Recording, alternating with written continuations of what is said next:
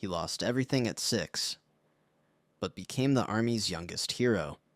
This is the real-life story of a 6-year-old boy who took part in World War II and became one of the youngest decorated heroes of the Soviet Army.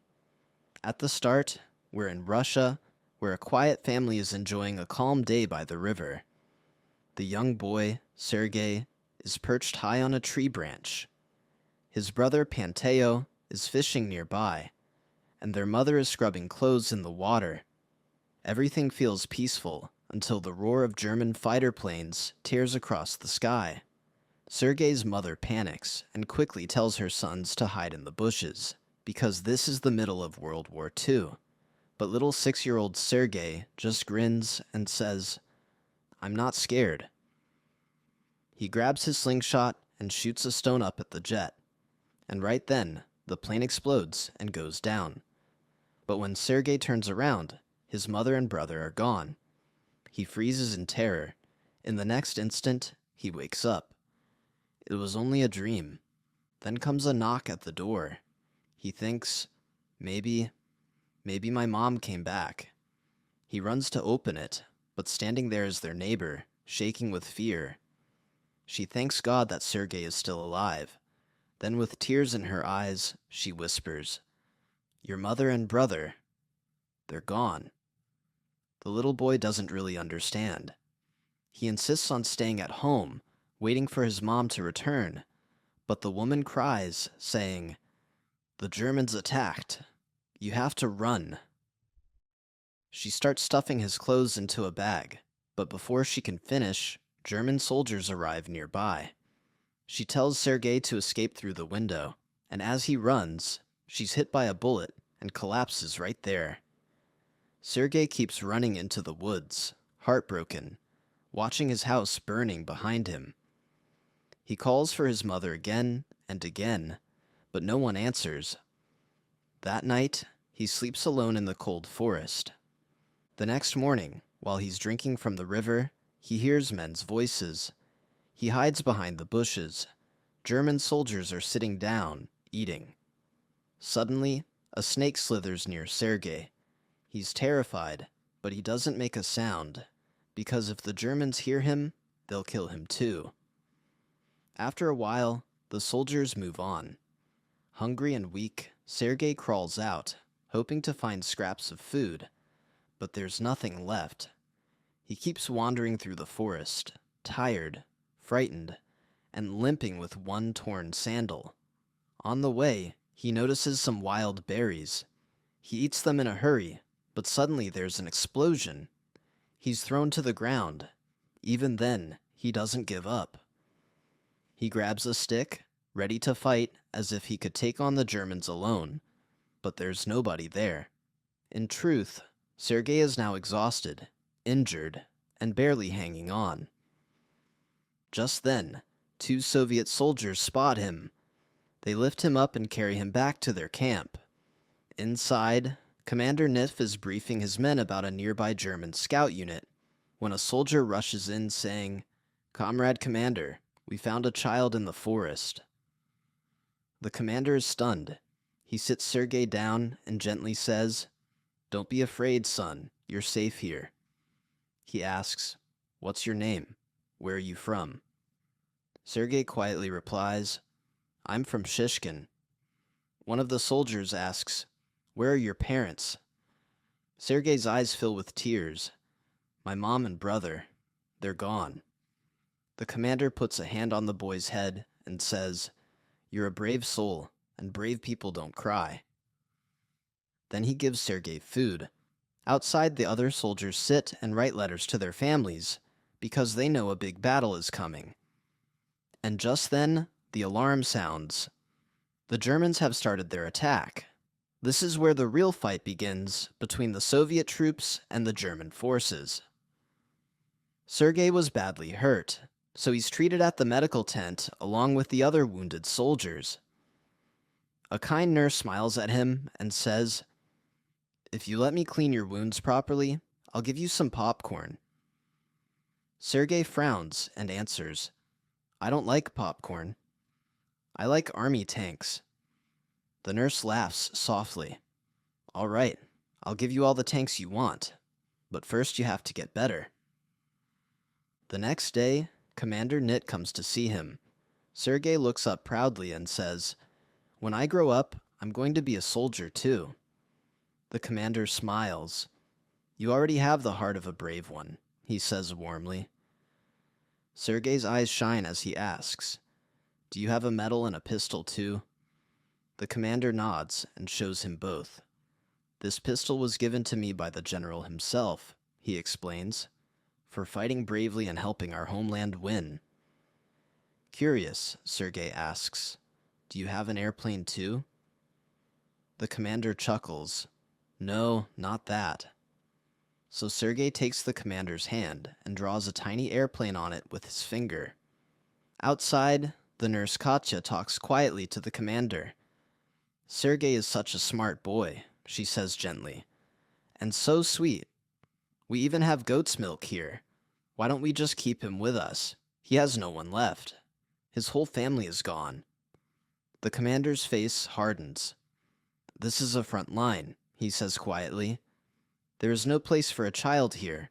If he stays, his life will always be at risk." Then he turns and walks away. Katya feels crushed. Later that evening, Sergei chats with a friendly soldier named Jora. Jora gives him a small present, a pair of binoculars. Sergei loves them immediately. That night, Katya talks with another nurse. "That little boy, he's so brave and so full of life. I can't bear to let him go," she says sadly. "But the commander wants to send him away. If that happens, I might never see him again." The next morning, a soldier approaches the commander. "Comrade Commander, we need another machine gun for the coming battle," he says.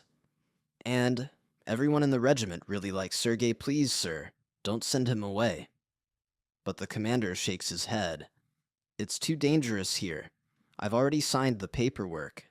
He'll be taken to an orphanage." The soldier walks away, disappointed. Even the commander feels the burden of his own decision. Deep down, he doesn't want the boy to leave either. The following day, a car arrives to take Sergei away. When he sees the commander, he stands straight and salutes like a real soldier. The commander hands him a wooden toy gun. Sergei hugs him tightly, tears streaming down his face. "I don't want to go," he cries. "They'll kill me out there. Please let me stay with you." The commander's eyes soften. He kneels down and gently asks, "Sergei, would you like to be my son?" Sergei nods, smiling through his tears. The commander rips the orphanage documents to shreds. That night, all the soldiers gather around, stitching together a tiny army uniform for Sergei. Each man offers advice on how to make it perfect. Later, the commander wakes Sergei from sleep. "A real soldier never sleeps too long. You have to be ready before a matchstick burns out," he says. Sergei pulls on his brand new uniform, his chest swelling with pride. When he steps outside, all the soldiers salute him. But suddenly, the sky rumbles. German planes appear overhead, and bombs start to fall. The base shakes as explosions erupt all around. Many soldiers are hurt, and the real test of courage begins. Sergei starts asking everyone if they've seen Commander Nit or Aunt Katya, but no one has an answer. Finally, he goes to a doctor and pleads, "Have you seen Aunt Katya or the commander? They're alive, right?" The doctor looks at him, his voice calm but heavy. "In war, son, we don't ask who lived or who died. A soldier's only mission is to help his country win." He gently rests a hand on Sergei's shoulder. "We have many wounded men here. Why don't you help them?" Without speaking, Sergei begins bringing water to every injured soldier he can find. One soldier hands him a letter from home.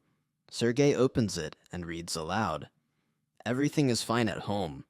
Our cow is healthy again, and she's giving plenty of milk. We will win this war." A faint smile appears on the soldier's face. In the next scene, we see Katya again. She's quietly tucking Sergei into bed. As she does, the commander walks in. From the way he looks at her, you can tell he truly cares for her.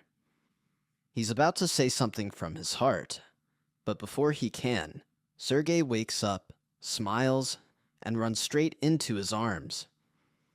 Later, the commander takes Sergei for a stroll. Along the way, the boy asks, "Who should I thank for my uniform?" The commander leads him to the tailor's tent, but when they arrive, it's nothing but ashes. The tent was destroyed in a German air raid. Sergei's face falls.